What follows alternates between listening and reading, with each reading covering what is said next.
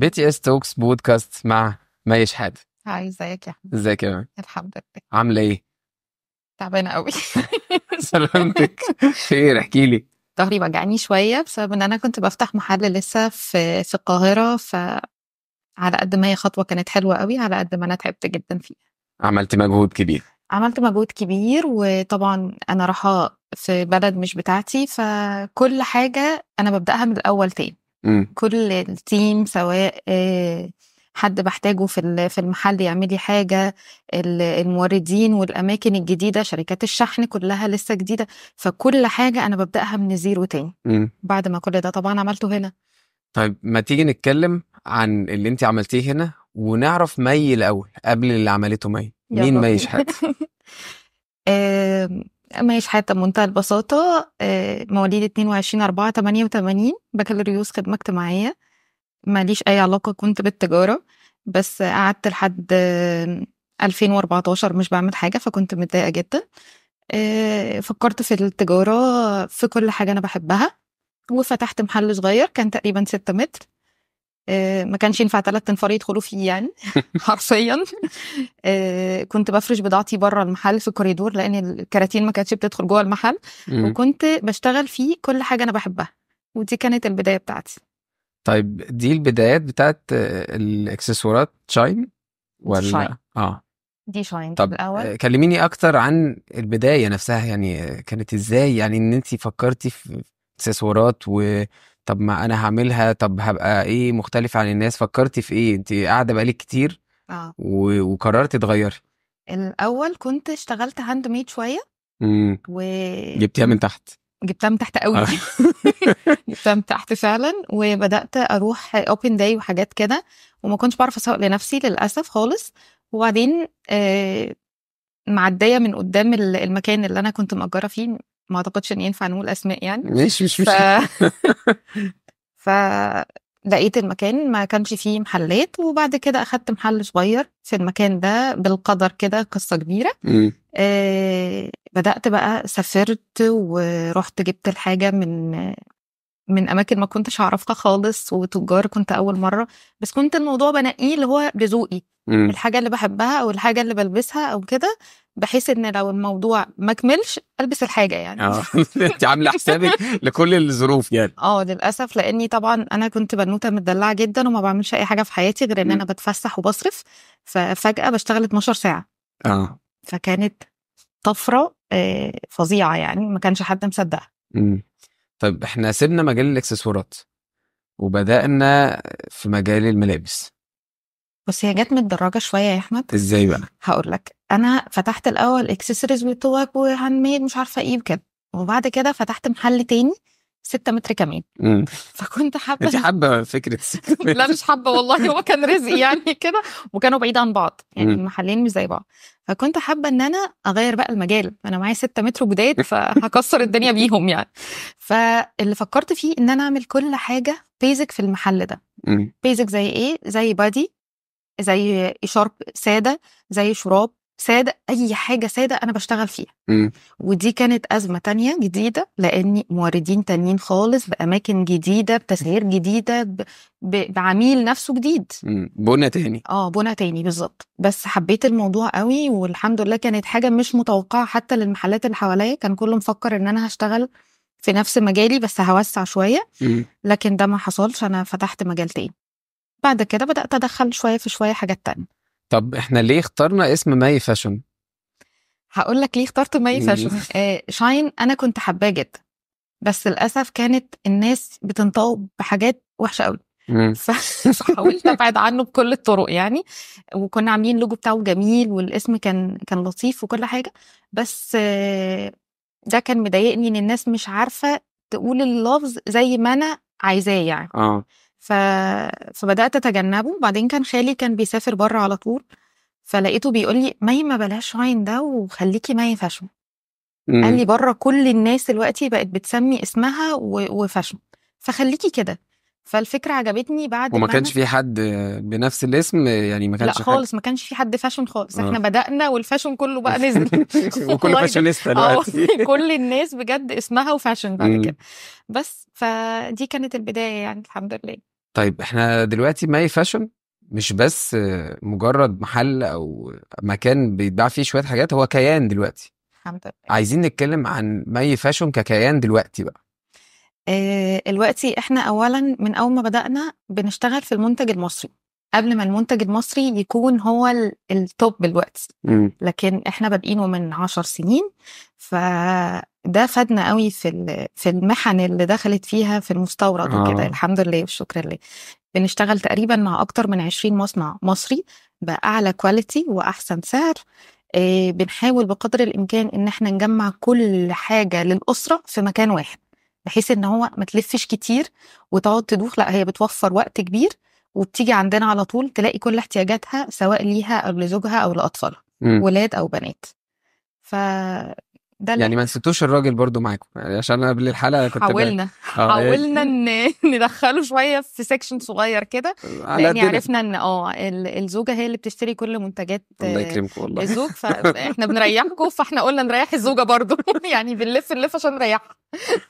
والقسم ده برضو الستات هم اللي بيتعاملوا فيه طبعا. انا يعني المحل كله ستات بس. ما جاش راجل قبل كده طلب حاجة هو لنفسه؟ قليل جدا، اه يعني اللي قليل هو قوي قليل يعني. ما يبقى عارف اساسا ان في قليل. حاجة بتتباع لنفسه يعني. لا هو يعني مش متعودين تقريبا امم. او مريحين دماغهم من القصه دي، فالستات هي المخصصه في الشوبينج عموما للراجل او للاسره. طيب احنا بيميزنا في ماي فاشن شوية حاجات كده زي ما بيقولوا تريكي كده، يمكن مش كتير بيعملوها عشان كده الناس بتجيلنا. زي ايه مثلا؟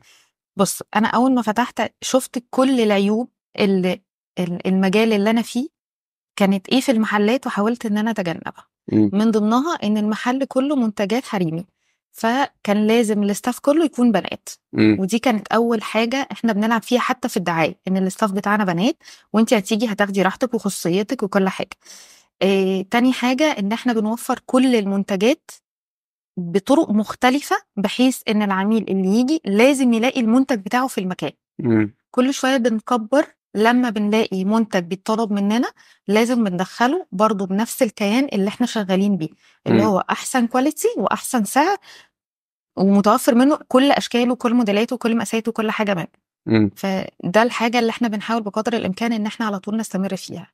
طيب احنا عشان نقدر ان احنا نعمل كيان زي ده ونبدأ اساسا اي بداية، وبعدين احنا كنا قاعدين متدلعين قبل 2014 قوي والله. وكانت بدايتنا في 2014. عشان نبدأ كان لازم يبقى فيه دعم من الأسرة. يعني طبعا. الأسرة كانت لو قالت لأ ولا عملت حاجة ما كانش هيبقى فيه أي كلام. صح. عملوا إيه بقى؟ احكيلي. بص هما البدايه كانت ان هما انت عايزه ايه، تشتغلي اشتغلي وشويه كده هتزهقي وتقعدي، يعني دي مم. كانت البدايه بتاعتهم. لكن دعموني بكل حاجه، علشان ما يجيش الفكره ان هم اللي وقفوني او هم اللي عملوني، فكانوا بيريحوني خالص. حلو. اي حاجه كنت بطلبها مم. سواء ماديه او سفر، مم. لان انا كنت بسافر كتير. مم. يعني انا بقالي 10 سنين بشتغل، بس انا لحد دلوقتي بسافر مع اهلي، مم. مامتي او بابايا او اخويا ربنا يخليهم ليا. يا رب. فاي دعم بقى كانوا بيدعموني بسبورت معنوي، سبورت مادي. فكره مثلا بتيجي في بالي فبفكر فيها معاهم. بيقعدوا معاكي ويفكروا معاكي وكده. لو انا احتجت ده من اي حاجه لازم كانوا بيدعموني في كده يعني. فتعبتهم كتير صراحه، بس الحمد لله يعني هم دلوقتي بقوا فرحانين بالكيان ده، لان ما كانوش متخيلينه بصراحه. والله هو اكيد هم كانوا يتمنوا لك الخير، الحمد بس لله. يعني فكرة الدعم ايا كان حتى لو هم مش شايفين ان ممكن تبقى حاجة كبيرة، دي حاجة مهمة. بس اكيد برضو الاساس بيفرق. يعني انا عايز اسمع شوية عن طفولتك، يعني انت كنت زمان طفل عاملة ازاي؟ يعني ايه اللي خلى مي تقدر تعمل مي فاشن ككيان، غير لو هي في طفولتها كان في حاجات كتير كويسة؟ بص هي الطفوله اسره بسيطه عايشه لولادها، بيدعموهم بكل حاجة، بيعلموهم الأصول في الحياة عاملة ازاي. أنا وأخويا قريبين جدا من بعض، كنا واحنا أطفال دايما بنحلم باللي احنا فيه دلوقتي، والحمد لله إن احنا حققناه. الحمد لله. أسرة طبيعية جدا، اللي هو بنلعب وبنروح وبنيجي وكل حاجة، بس على طول مامتي وبابايا اللي هو الشغل لازم يبقى يكون عندنا انتماء، لازم يكون عندنا أمانة، كانوا بيدعموا عندنا في الشخصية على طول ده. فلما بدأنا نشتغل، المخزون اللي كان في التربية طلع في التعاملات. ممكن كان الحاجات دي كلها كانت بتضايقنا، واحنا انتوا بتقولوا لنا الكلام ده ليه يعني؟ بس بعد كده لا، الموضوع ده فرق جدا معانا في الحياة. والناس دلوقتي بتقول لنا انتوا ازاي كده يعني؟ التركيبة دي اللي هو بنهزر وبنضحك وبنشتغل وجد وبنزعق وبنعمل كل حاجة انت بتعملها في شخصيتك، ده من الأهل. والله يعني ده شيء ممتاز جدا، لان هو اكيد واضح وباين، واي حد بينجح دايما بيبقى لازم يكون وراه قصة، يا اما بيكون اهل، وده في الاغلب يعني، يا اما بيكون هو تعب بقى كتير. فلما يكون في اهل وتعب كتير بيبقى ميكس رائع. فكرة ان احنا عندنا برضو سوق متطور والدنيا بتجري بسرعة.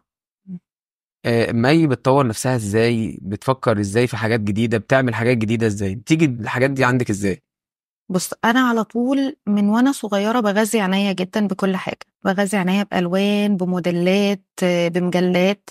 دلوقتي طبعا السوشيال ميديا والابليكيشنز مش مخليه حاجه، فانا على طول كده يعني تليفوني على طول صور وابليكيشنز وحاجات من دي بتنمي ده فيا جدا.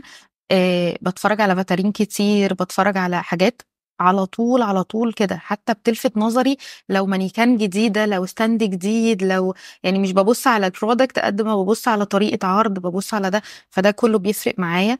بخاطب يعني بتطور على طول في المنتجات، ان انا اشوف ايه الجديد. طبعا بره دلوقتي بقى عندنا تقريبا، فاحنا على مظبوط. طول فعلى طول ببص للعالم الخارجي، ايه اللي بيتطور فيه، ايه اللي بيتعمل فيه جديد. بحاول ان انا انقل خبرتي دي للمصانع، ان هو لو في منتج جديد والسوق محتاجه، لاني من خبرتي كبنت برضو ببقى عارفة احنا محتاجين ايه دلوقتي. والسوق للأسف المصانع كلها رجالة، فممكن تبقى مش مخاطبة قوي اللي الست محتاجاه. مظبوط. فأنا بحاول انقل لكل مصنع الاحتياجات اللي ناقصة في السوق، وبوري لهم صور، بوري لهم منتجات، بوري لهم حاجات من سفري او من اي حاجة علشان ينتجوها، وتبدأ تبقى موجودة في السوق المصري، ان احنا نبقى مش محتاجين اي حاجة من بره ان شاء الله. يعني انت كده يعتبر بعيدا عن المسميات، انت مقاطعة من قبل المقاطعة. بالظبط كده. يعني بدأها من بدري قوي. طب يعني. هل ما خفتيش من البداية ان انت تشتغلي في الحاجات المصري، خصوصا ان دايما يعني زي بالصيني كده، ده صنع بلدنا اللي ما بيتكسرش لا، هو المشكلة في بورسعيد ان هم متعودين على المستورد اصلا. بالظبط. فانك تديله منتج مصري، لا، مجرد انها بتسمع انه مصري هي كانت رافضاه جدا. مع كمان ان انا اخويا مستورد، فكان عارض عليا في البداية ان احنا تعالي نسافر وهجيب لك الحاجة وهتبقى كويسة جدا من بره، وانا لا، هشتغل في مصري. حاربتي بورسعيد ازاي بقى في لا، الحتة؟ انا اتبهدلت. والله يعني لا، الموضوع صعب جدا، لان السوق برضو صغير مش كبير، وكلنا أكيد. شايفين بعض. فكل ما بتجيب حاجة حد بيجيبها معاك، فببدأ ان انا ما بهاجمش خالص، بالعكس انا ببدل، لاني المصانع برضو كتيرة والمنتجات كتيرة، فبحاول ان انا ابعد عن الاتجاه ده وبروح في اتجاه تاني. بس على طول بفكر في التغيير يعني. طيب احنا في حياتنا كلها بيبقى في حد كده بالنسبة لنا مميز، بنعتبره الرول موديل بتاعنا، قدوة لينا، إذا كان في العمل أو في الشغل أو في البروجكت بتاعنا أو في الحياة عامة، وده بيأثر على برضو شغلنا. مين الرول موديل بتاعك؟ بص، انا اهلي هم رول موديل بتوعي. ليه؟ لان هم ناس مجتهده جدا، عاشوا لشغلهم، عندهم انتماء، عندهم امانه، والسوق ما كانش محتاج غير اكتر من كده. اجتهاد وامانه وانتماء للحاجه اللي انت بتشتغل فيها جدا، وبتدي اقصى ما عندك فيها. فده انا شفته في اهلي وطبقته في شغلي، فالحمد لله ادى بنجاح يعني، الحمد لله والشكر لله. الحمد لله طبعا. واكيد التطورات دي خلتنا هننتقل لحتة فرع مدينتي.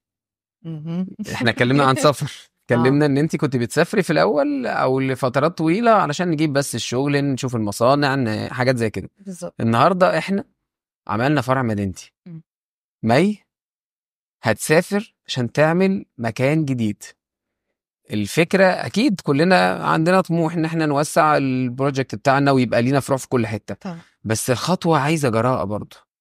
فكرنا ازاي، فكرنا حسبناها ازاي، اللي قعدنا مع بعض في البيت قلنا ايه اللي حصل، كواليس الحكاية. بص، الكواليس اولا ان انا حسيت ان انا خلاص القوة الشرائية عندي في بورسعيد اكتملت، فكان لازم ان انا اطور نفسي باي شكل من الاشكال. فطبعا اول بداية القاهرة هي السوق الكبير اللي بيجمع من كل بلاد الدنيا، وده شجعني فيه ان انا كنت بشحن كتير قوي محافظات، واكتر محافظة كنت بشحن لها القاهرة، مظبوط. كل مكان فيها. فده شجعني ان انا اصلا عندي عميل في القاهرة، طب ما انا اقرب له. مظبوط. دي كانت اول حاجة. تاني حاجة، آه، البيت برضو شجعني لاني اخويا نقل حياته بقاله فتره في القاهره، فبرضو ان انا ليا مكاني هناك، ان قاعده هناك وكده، فده شجعهم الى حد ما. العملاء بتوعي قريبين هيكونوا مني، المصانع والمناديب وكل ده برضو هيكون قريب مني. فتشجعت في كل الاماكن، غير ان انا بقى عندي خبره الحمد لله الى حد ما، يعني لسه بنتعلم، بس بقى عندي خبره ان انا اتعامل، ان انا اتنقل وان انا اعمل. بس لحد دلوقتي طبعا السفر بيبقى صعب شوية، بحاول ان انا اوفق بين هنا وبين بورسعيد بشكل الى حد ما، يعني كل اسبوع او كل 10 ايام ببقى هنا وهناك. الموضوع مرهق شوية، بس النجاح بيتطلب تعب كتير يعني. طيب احنا هنرجع تاني لحتة تعب ظهرك.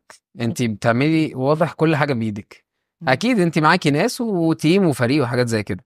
طيب تعملي كل حاجة بايدك، بتفكري في ايه عشان تقرري ان انا همد ايدي في الشغل؟ ما انا ممكن اجيب ناس بفلوس تعمل او ايا كان يعني. هي الناس اللي بفلوس اوريدي موجودة هم موجودين وكل حاجة، بس ما بيبقاش عندهم الخبرة الكافية للموضوع، او بيكونوا بطاء شوية، وانا بيبقى عندي تارجت وقت لازم ان انا انجز فيه الشغل ده.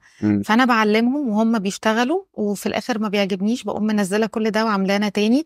فالموضوع طبعا بيكون مرهق جدا عليا يعني. طيب احنا بما ان احنا بنعلم، فاحنا برضو انتي قلتي من شوية احنا في السوق كلنا شايفين بعض والدنيا ضيقة وكده. طيب هل في حد من المنافسين انتي عندك استعداد اذا طلب منك مساعدة تساعديه؟ احنا بنساعد اوريدي، يعني منافسين وغير منافسين. ازاي بقى يعني بيحصل اي ازاي؟ حد محتاج مني اي حاجه انا ما ببخلش عليه باي معلومه، لاني انا في بدايتي انا عانيت جدا من الموضوع ده، لاني ما كانش حد بيساعدني، ما كانش حد بيديني معلومه، واللي عنده معلومه اللي هو بيخاف عليها قوي كانها سر مش محدش تاني يعرفه يعني. فانا ما حبيتش او مش بحب ان حد يحصل له ده. فببقى اي حاجه بحاول ان انا اساعد بيها غيري، او ان انا اديله معلومه، او ان انا اديله رقم تليفون. الموضوع ممكن يبقى في الاخر رقم تليفون سهل جدا، بس ما حدش بيديهولك اكيد. فاهمني؟ فلا. وبتلاقي رسائل بتجيلك بسألك عن كذا، طب انا لو لسه حبيت امبارح مثلا واحده انا بفتح محل وعايزه كذا، وصوره من البيج عندي، وعايزه المصدر ده لو سمحتي. فده بيحصل كتير يعني الحمد لله معانا، وبنساعد على قد ما بنقدر. يعني اي حاجه بتبقى عايزه مساعده بنساعدها في مجالنا او غيره.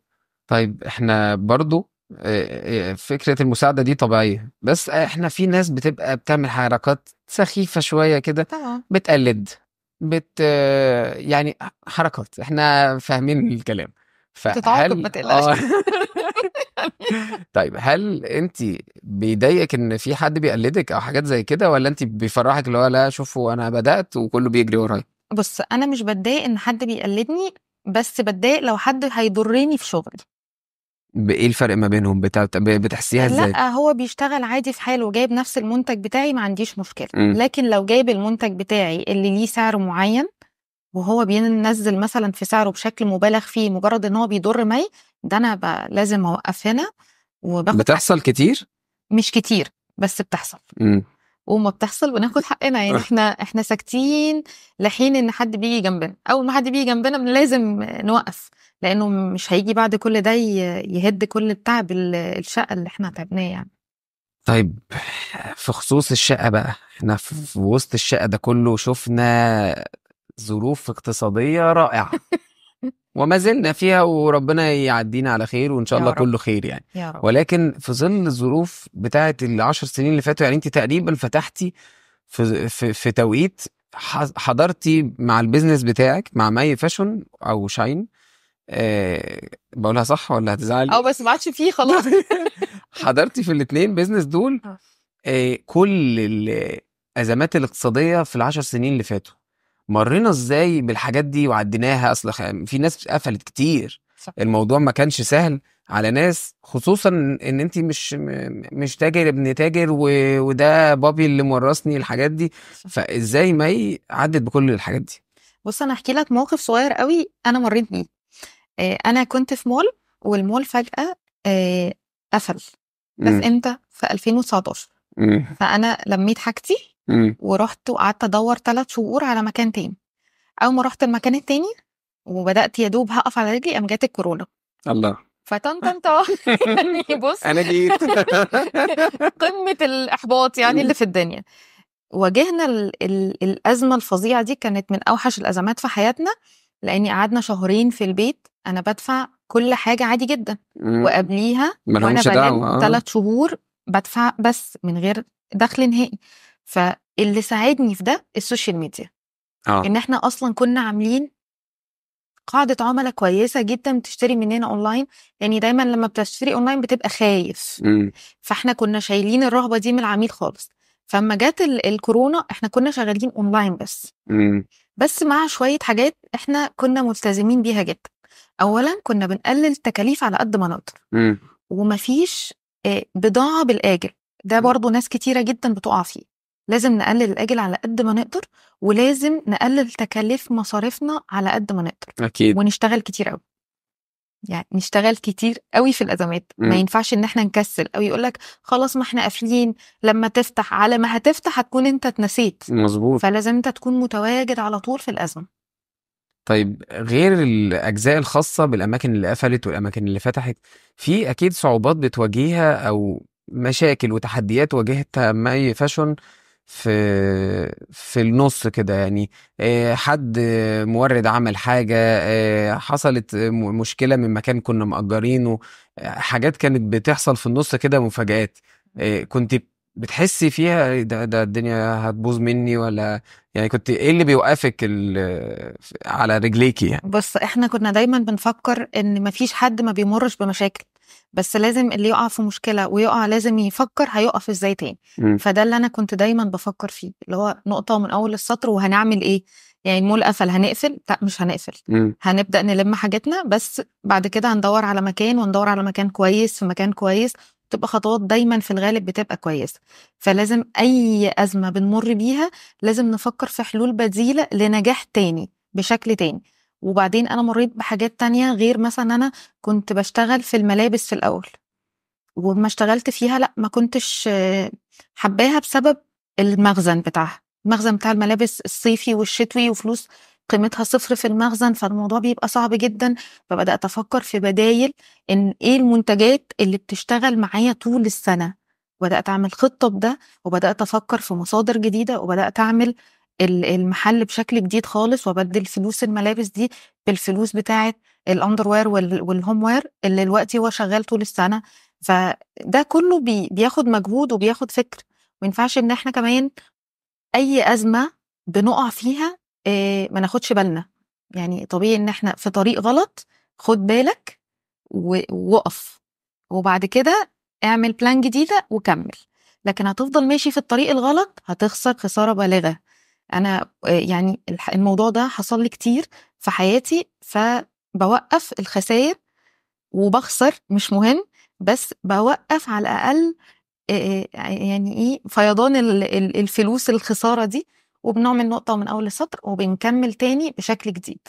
ماي فاشون نزلت بازارات، احكي لي عن البازارات، عملت معاكي ايه؟ بص البازارات كانت بالنسبة لي كان لازم أنزل علشان الناس تبدأ تعرف مي شخصيا ايه. اتعرف على الناس من قرب وكل حاجة، لاني انا في المحل الناس مش عارفة انا صاحبة المكان ولا انا شغالة فيه، لان انا بعمل كل حاجة بايدي. فما كانش حد عارفني اصلا. وكانت حكايات كتيرة قوي بتدور على ماي فاشون مش صحيحة خالص. فكان لازم انزل بنفسي اصلح المنظور ده، والناس تعرف انا، يعني تعرفني انا شخصيا في الكيان بتاعي في كل حاجة. فده من الحاجات المهمة اللي انا عملتها في حياتي في السنتين اللي فاتوا. تمام. طيب احنا عندنا البراند ده ليه ماركتينج وطريقة احنا بنشتغل بيها عشان نسوقه، بنعمل ايه؟ بص، انا كل الشغل الماركتنج بتاعي سوشيال ميديا فقط. امم. سواء بقى فيسبوك، انستجرام، واتساب كده بس. لكن مش بعمل اي طرق دعاية مختلفة للأسف. وانا يمكن عندي قصور في الماركتنج شوية، بحاول ان انا اصلحه بكل الطرق على قد ما اقدر. في الوقت اللي بنشتغل فيه بيحصل مواقف، مثلا مع زبونة، مع حاجات زي كده، احنا برضو بيحصل كتير، خصوصا انت شغالة اونلاين، فاكيد الاونلاين فيه يعني كتير. مم. فعايزينك تحكي لنا كده عن موقف، مثلا حاجة تضحك، حاجة حزينة، حاجة تخنق حصلت مثلا خلال الشغل بتاعك. لا، هي المشاكل عموما بتاعت العملاء أنا عندي قليلة جدا. بس بحاول ان انا امتصها بكل الطرق وباخدها بكل هدوء، بحيث ان انا لو في حل للأزمة دي او المشكلة دي انا بحلها بدون نقاش. امم. لكن لو ما فيش حل بحلها بنفس طريقة العميلة. امم. يعني العميلة هادية ولطيفة بنتعامل بطريقة لطيفة، العميلة بتتعامل بأي طريقة تانية بنتعامل بنفس طريقتها بكل الطرق. بس مهم انها تمشي مبسوطة وراضية وتجيلنا تاني، امم. بنحاول ان هي تجيلنا تاني. مش على طول بتجيلنا بس بنحاول نعمل ده. طيب في حاجة غريبة حصلت لك او موقف غريب كده استغربتيه من عميل او حاجة زي كده؟ بص، انا في ايفنت مره كنت واقفه زي ما بقولك محدش عارفني، يعني مش اه. محدش عارفني. فانا واقفه قدام السنت بصور وكده، واتنين بيتكلموا عني. انت عارفه مي؟ فدي صاحبتي جدا، انا ما اعرفش الاتنين اصلا. مم. انت عارفاها؟ لا مش عارفاها، دي ليها حدوته ومش عارفه ايه. انت عارفه فتحت المحل ده ازاي؟ دي كانت متجوزه واحد في السعوديه وهو اللي فتح لها المحل ده كله. انا واقفه بقى، انتوا بتقولوا ايه عني؟ مي مين؟ بجد. بجد مي مي مين؟ مين؟ انا ولا اعرف دي. انت عارفه انا هبقى اعرفك عليها. ده كان بيحبها جدا وعمل لها كل حاجه، مع انهم انفصلوا في الاخر. جوزوني وفصلوني وجابوا لي واحد مستثمر عمل ما المحل. شاء الله. ولا كلمة صح ولا أعرف حاجة. ف... وانا واقفة. وأنا واقفة أساسا انتوا بتقولوا إيه عني؟ ومكملين الحدوتة طب كان رد بشكل فعلك ايه؟ مرعب. عملت ايه ولا وقتها؟ أي حاجة. قعدت أتفرج عليهم عشان عايزة أعرف بقية الحدوتة، بس للأسف ما كملتهاش. هم ماشيين لسه بيتكلموا عني يعني. جماعة خدوني امشي معاك واسمع. ممكن أعرف الحدوتة بتاعتي إيه علشان أنا مش عارفاها. فدي كانت من الحاجات الغريبة جدا عندي. طيب التيم اللي احنا بنشتغل معاه، علاقتنا بيه عاملة ازاي؟ التيم بالنسبة لي، أولا أنا بحبهم جدا وقريبين مني قوي، بعتبر إن هم إخواتي صغيرين. بس في الأول في الآخر هي بتبقى علاقة عمل. فاحنا بيبقى كل بنت بيبقى ليها مهام يومية لازم بتعملها، ما بنقدرش نتنازل عنها. ممكن نتنازل شوية، تعبانة لا نفسيتها يوم، نص يوم، ربع يوم. لكن مش على طول يعني. لازم ان احنا نكون جادين جدا في الشغل، لان الاهمال بيجيب اهمال، بيجيب خسائر. اكيد. فاحنا مش عايزين ده، احنا عايزين على طول يبقى فيه نجاح، فيه تطور. فده ما بيجيش بالسهل، مم. ده بيجي باجتهاد طول الوقت، تعب طول الوقت. احنا بما ان احنا بنتعامل مع سيدات، فهل انتي بتنصحي الستات ان هم يعملوا بيزنس خاص بيهم؟ طبعا. الشغل ليه ده ليه احسن الرد حاجة في السريع قوي ده؟ الدنيا. الشغل احسن حاجة في الدنيا. بجد. ايه اللي فرق ما بين قبل 2014 ودلوقتي؟ كل حاجة. كل حاجة في الشخصية، في الطريقة، في التفكير، في الكلام، في تحمل المسؤولية. لا، الكيان بيغير والشغل بيغير بشكل مبالغ فيه. الست وهي قاعدة في البيت بتتعامل مع مين؟ لكن في الشغل انت بتتعاملي كل يوم مع شخصيات مختلفة، مع طرق حياة مختلفة، مع فكر مختلف، مع مشاكل، مع دنيا. فلا طبعا بيغير في كل الكيان. مم. فلا تشتغل، تشتغل. بس ما تجيش على بيتها، يعني لو هي اتجوزت خلاص ومعاها اطفال، مجرد ان هم يقدروا يعتمدوا على نفسهم يكملوا. وهي تنزل تشوف تعمل اي حاجه، مش لازم بيزنس خاص بس تشتغل. مم. تعمل حاجه، يعني لازم تعمل حاجه نفسها، ما ينفعش ان احنا نقعد في البيت بس. طيب احنا البراند بتاعنا بنحلم له بايه؟ حلو. حلو. خدنا نفس عميق. اه. فاذا في اجابه كبيره هتتقال. بص، انا الحلم الاول بالنسبه لي ان انا عايزه ما فيش ست في مصر ما تبقاش عارفه ماي فاشن. ان انت تقول ماي فاشن لاي حد يبقى عارف. مم. ده احنا لسه في بدايته قوي، يعني ده ما حصلش. بس ده الحلم اللي احنا ان شاء الله نفسنا يتحقق. دي اول حاجة. وبعد كده احنا طبعا حاليا بناخد من موردين. حلم طبعا ان احنا نصنع ببراند لينا باسمنا، مش هيبقى اسمه ماي فاشن بس، هيبقى المحلات اسمها ماي فاشن، يبقى لينا فروع كتيرة في محافظات كتيرة. فالأحلام كتيرة وما بتخلصش يعني. يعني النهاردة احنا بنتكلم في الأحلام دي، م. ممكن كمان سنة أقول لك أحلام تانية. أنا ما بطلش ان يعني إن شاء شاء الله، الله. اكيد يا اكيد. رب نحقق بس إن شاء الله. طيب هل في حاجة غير الفرع الجديد اللي احنا عملناه، هل عملنا حاجة انتي فخورة بيها خلال الفترة الأخيرة؟ أنت عايز غير الفرع يا أحمد ليه كده؟ لا يعني. كفاية كده يا عم. الفرع ده أخد مجهود كبير جدا، سواء ذهني ونفسي ومادي. اه طبعا الخطوة دي كانت خطوة صعبة قوي بالنسبة لي، لأن انت بتعمل كل حاجة هنا بأريحية فظيعة، برقم تليفون بتحل كل مشاكلك.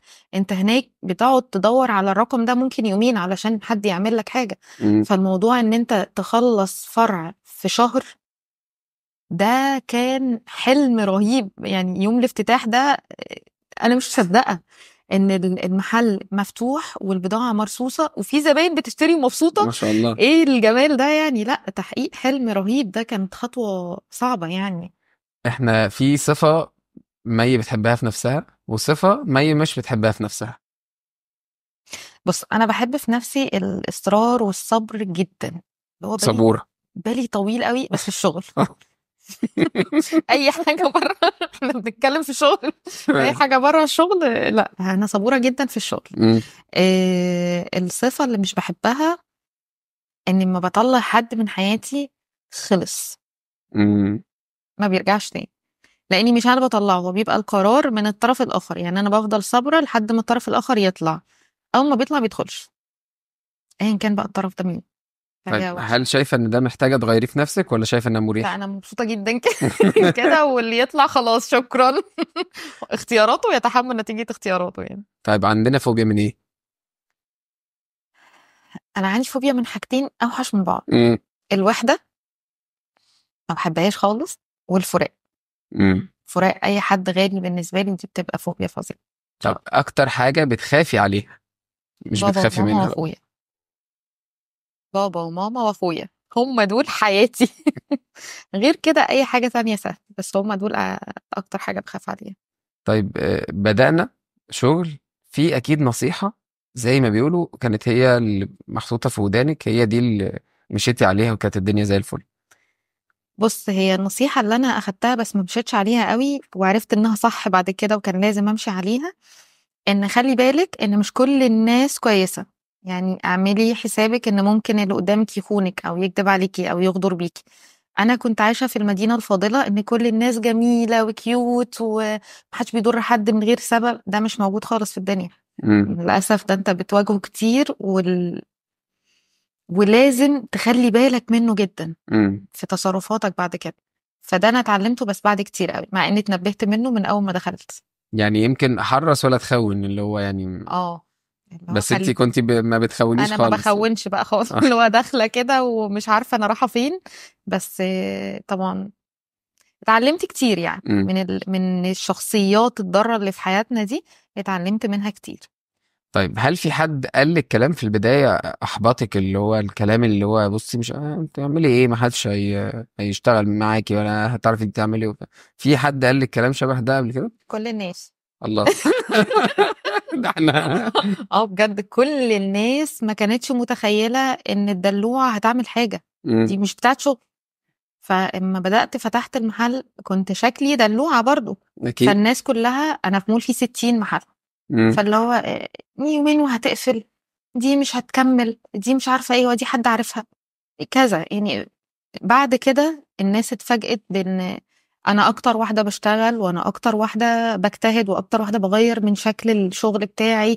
فكل الناس حواليا بدأت تتفاجئ بعد مرور سنة بالظبط من الشغل يعني. امم. لان الشخصيه اختلفت، وانا عندي اصرار جدا على النجاح، ان انا هنجح وكل ده هيبقى غلط، كل الكلام اللي بيتقال عليا ده غلط يعني. وده اللي احنا حاولنا نحققه الحمد لله.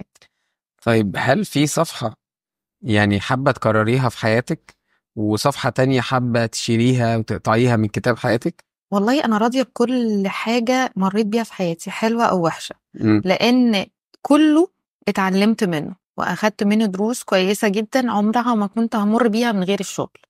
فكل حاجة مريت بيها كانت جميلة مهما كانت صعوبتها، بس كانت كويسة واتعلمت منها وفخورة بيها كمان جدا الحمد لله. طيب لو احنا في حد هيبدأ وانت حابة تديله كده شوية نقط ونصايح يمشي عليها علشان يستفيد يقدر يبدأ مشروع. ما حدش بياخد كل حاجة، لازم تتنازل عن حاجات في حياتك انت بتحبها جدا، لازم هتتنازل عنها علشان تكمل. اجتهد جدا جدا على قد ما تقدر، اشتغل فترات طويلة في حياتك، طور نفسك كتير، ما ت... ما تعاديش حد، حب كل الناس وما تعاديش حد، لان الدنيا بتلف بتلف وهتحتاج للشخص ده في الاخر، فكان لازم يبقى نهاية علاقتك بيه كويسة علشان لما تحتاجه تلاقيه. دي من اهم الحاجات. مي طبعا ليها هوايات غير الشغل والبيزنس، ايه هواياتك؟ بحب الرسم، كنت اصلا عايزة ارسم بس الدنيا لفت خالص معايا، رسم وتلوين واي حاجة ليها علاقة بالالوان، وده فادني برضو في شغلي في الالوان وتنسيق الحاجة وكده. طيب احنا اكيد كل واحد فينا ليه مفهوم عن النجاح، والمفهوم ده يمكن هو اللي بيحركه يعني وبيخليه شايف الدنيا بشكل مختلف. ايه مفهوم مي عن النجاح؟ الانتشار، سمعتك الكويسة في وسط الناس، تطوير نفسك على طول، يعني كل حاجة من دي بتفرق مع الناس قوي. المصداقية، الأمانة، كل الحاجات دي لازم تكون موجودة في النجاح، مش هينفع من غيرها. امم طيب لو مي النهارده ما عندهاش البيزنس بتاعها، تعالي نقول ايه الشغلانة اللي هتشتغلها وايه الشغلانة اللي عمرها ما هتشتغلها لو ادوها ايه؟ مم. بص أنا ممكن أشتغل في أي حاجة ليها علاقة بالفنون، امم يعني أي حاجة جاليري مثلا، بتاع كده، ويستحيل أشتغل في حاجة ليها علاقة بالأكل. اه الأكل والشرب والحاجات دي يستحيل إن أنا امم أشتغل فيها. ما احبش ابدا ان انا اعيش في المطبخ وان انا اجهز اكل وان حد ده لا الملح زايد لا الملح ناقص لا، فلا. خلينا في الهدوم، حلوين قوي وسهله وجميله وكل حاجه يعني، طيب لكن انا في سؤال بحب دايما اساله للناس اللي عندها بيزنس وبتتوسع، ايه رايك في الشراكه؟ على حسب مين شريك. اه يعني انا اللي محدش يعرفه كتير ان انا شريكه مع اخويا اصلا، امم بس اخويا سايب لي كل حريه التصرف في المكان، امم لكن انا في الطبيعي لا، انا اتعرض عليا شراكات كتيره جدا لا مش بحبها، لان المركب اللي ليها رئيسين بتغرق دي، فلا انا ليا فكر ودماغ وطريقه في الشغل، في ناس هتحبها وفي ناس مش هتحبها، وانا مش هقتنع برأي حد تاني، امم فبلاش شراكه احسن. ما ينفعش شراكه خالص نقدر معايا. نقول ديكتاتوريه. امم ومستبده. يعني في ناس بتقول عليا كده وفي ناس بتقول عليا كده ده اعتراف صريح. جدا. مع ان انا يعني بحاول ان انا ابقى ديمقراطيه، بس لا مش عارفه، ديكتاتوريه جدا للاسف في الشغل. طيب احنا عندنا طريق، والطريق ده يعتبر هو طريق النجاح بتاعنا. احنا هنعتبر انه من 1 ل10 مثلا، انت فين في الطريق ده؟ من اوله في نصه في اخره فين؟ 5. طلعنا حبة بس لسه حبة كتير إن شاء الله. شايفة ان اللي انت مشيتيه ممكن يبقى اكتر منه بكتير موجود قدام الايام اه الجاية؟ اه إن شاء الله. الحلم ما بنبطلش نحلم، والأهداف ما بتخلص، والسوق كبير، وإن شاء الله هنعمل فيه كتير إن شاء الله. طبعا حلقة مميزة جدا في بيتي اس توكس بودكاست مع مي شحاتة او مي فاشون. احنا اتكلمنا فيها على حاجات كتير جدا تخص البيزنس وبدايته والعقبات. استفدنا طبعا من شوية حاجات حصلت في النص وكلام كتير. وفكرة ان انت بتشتغلي منتج مصري دي حاجة مميزة جدا، ويمكن محتاجة زي ما قلت لك جرأة، وانك تكون عارف انت بتعمل ايه وتشتغل بحاجات مميزة جدا، لان ممكن تشتغل بحاجات مصري بس مش الكواليتي اللي تخليك منتشر. ومعنى ان انت من اولها لغاية دلوقتي شغالة بالمنتج ده معناها ان انت بتختاري كويس قوي. فنتمنى لك النجاح وبنبارك جدا عن الفرع الجديد، ونحب يكون الحلقة ان شاء الله عجباكي يعني. أكيد طبعا أنا اتبسطت معاكم جدا، وإن شاء الله من نجاح لنجاح، ومتقدمين دايما يا رب إن شاء الله. يا رب ان شاء يا الله. رب.